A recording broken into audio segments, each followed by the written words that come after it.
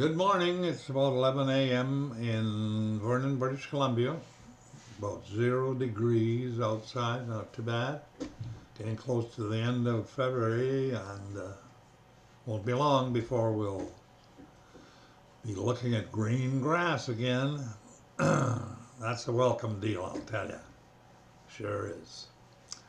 Well, I've been spending some time, in fact, yesterday and today, watching golf tournaments, especially on Golf Pro on TV.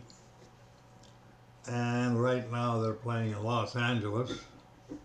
The other day they were playing in, I forget where it was, but what I'm getting at is when we're sitting here in the wintertime, usually there's some snow around, and it's pretty chilly, and I'm watching this big screen with the green and green and more green. And I'm looking at it and I'm just wondering to myself, how much do the people that are there appreciate where they are? I imagine they do, but I can watch that game all day because it's a moving thing, and you're visualizing the whole thing. Not a bad. It kills a lot of time, I'll tell you. But what I'm getting at is how beautiful the countryside there is, and the golf courses are. I mean, you couldn't get greener grass. You couldn't get more manicured lawns. You couldn't get more big, beautiful buildings. And when I watch the amount of people, thousands, many, many, many thousands, watching each one play. Now, they're a couple 100 feet away. I can't see, I don't know if they can even see who's playing, but they seem to, because they cheer and they let go and they cheer again. And they must have to pay to go there. Mind you, somebody must pay something because, these purses are Ludwig Hovland, and he won the FedEx Cup here just a couple weeks ago, 18 million. Nick Taylor, the other day, won, I forget the Phoenix Open, 8.8 million. All those dollars have to come from somewhere, and there has to be a lot more than that to be able to pay people off. And besides that, they don't just pay the first guy; they pay down to about 30, at least, I believe, because it all costs them money to play and travel and blah blah blah. Yeah, I missed my calling. I should have been a golf player. I should have played golf. Darn right. Yeah. But I played a little golf, but I didn't take it serious or nothing. And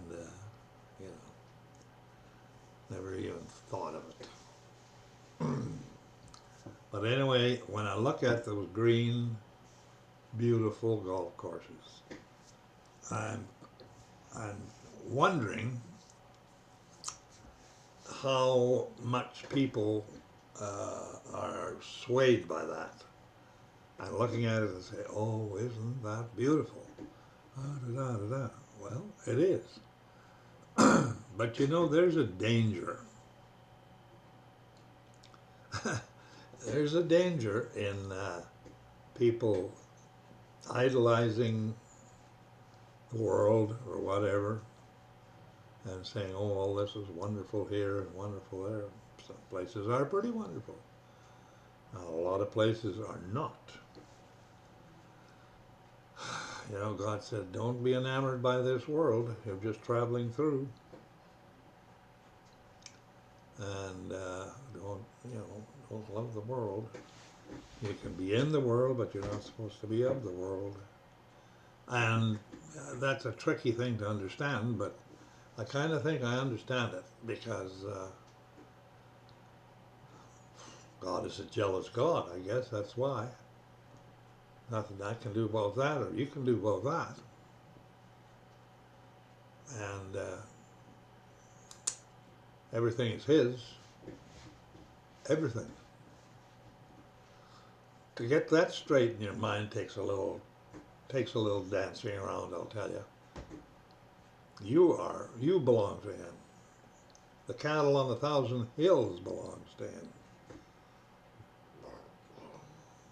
Everything belongs to Him. That's a for a human being, that's a hard pill to swallow, because it means that you don't own anything.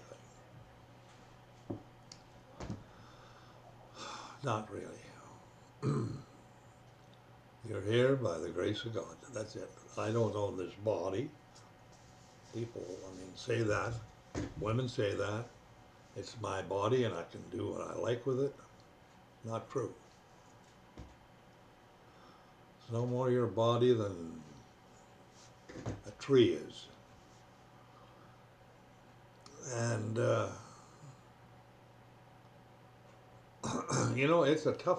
it's a tough deal to try to understand what a person has to do to get through this life and possibly into the next. And it's going to be, pretty slim deal, because there's certain things you've got to do or there's not going to happen. And one of the main things you have to do is get to the point where you believe what Jesus said and you believe what God said. Totally. No reservations, no doubts, no nothing. Just absolutely, you believe every word. Yeah, that's one thing. The other thing, I was thinking about it the other day. I was watching some programs on TV, and how important that baptism actually is. I don't think it's a salvation thing necessarily, but in every instant when Jesus said, here's what you do. You believe and be baptized. Because if you're baptized, God looks at that as you dying. And when you come out of that, you're a new person. And if you're dying, that means everything that you ever did in your life up to that point has been buried. No longer visible to God.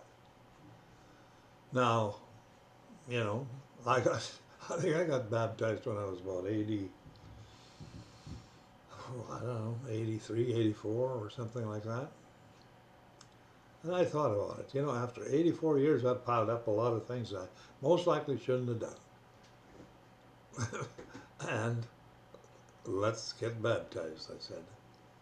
And I think I've mentioned this before, but, I sat there and I thought about it, and I thought, how am I going to get baptized? And then I asked God to supply this guy to do it. He was a fairly young guy. He was the son of a person that I sold a house to in Desert Cove, who was a house painter, and he painted like 120 houses there for me. And his son, now he's a contractor, full big contractor actually. I think he's about 35, I guess, or something like that. Maybe even 40 for all I know. But anyway, he sort of preaches a little bit at the Seventh-day Adventist church in this one little valley. But he's not a preacher. He's more or less a speaker. But he's right into it. So anyway, I asked God, I said, would you have him call me and agree to baptize me in the pool here at Desert Cove? I designed and built that rec center with a pool in it, and that we thought it'd be a good thing to use. So I just waited and kind of, thought about it, but kind of forgot about it. I think maybe about 2 weeks went by, or maybe a little more. And I got a call one night about 7 o'clock at night. And the guy calls and he says, "Hi, Arlo, how are you doing?" I said, "Fine." Yeah, he said, "It's Paul here." "Oh," I said, "How you doing, Paul?" "Well," he said, "Yeah, pretty good. Yeah, I'm doing fine." I said, "Do you know why you called me?" "No," he said, "I really don't know." He said, "I just felt I had to call you." So I said, "Well, you know what? I would like to get baptized and I want you to do it. And I'd like you to do it some Saturday morning about 8 a.m. And I'd meet you here at the rec center and we'll go in and use the pool and whatever." And I said, "I'll give you a day or two to think about it and, let me know." Well, 2 days later, he phones back and he says, "Okay," he says, "I'll do it. And is this Saturday okay?" I said, "Yeah, fine." So he came out, baptized me on Saturday, went back in the office and talked and visited for quite a while. His wife and his daughter, small daughter, was there.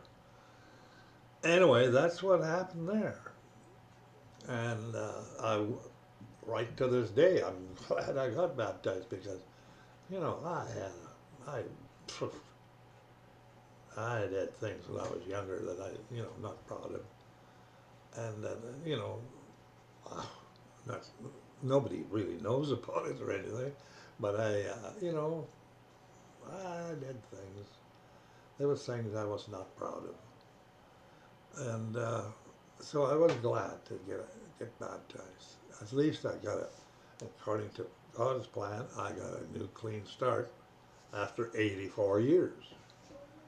Well, that's not too bad. I mean, but anyway, I often wonder about people, if they think about that, how important that maybe is to them. It's not, I don't believe that it overrides the fact that if you believe in Jesus Christ, like he said, you would have eternal life. Now, but he did say, become baptized, get baptized, believe in me and be baptized. In other words, believe in me and get cleaned up. So, I'm the only one in my family who's baptized. The rest have been sprinkled, when there were babies christened. And a lot of them consider that to be baptized, but what good is that? They haven't done anything. They haven't got anything to be washed away or sins to be covered. So that's a Catholic thing, and I don't believe in that at all. I think you have to be an adult person to be baptized. And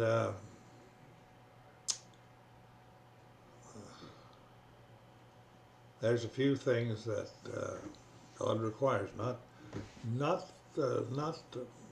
things that you have to jump up and do all the time, but mostly they're spiritual things, due to the fact that he wants you to believe exactly what he did and why he came here and who sent him here and why.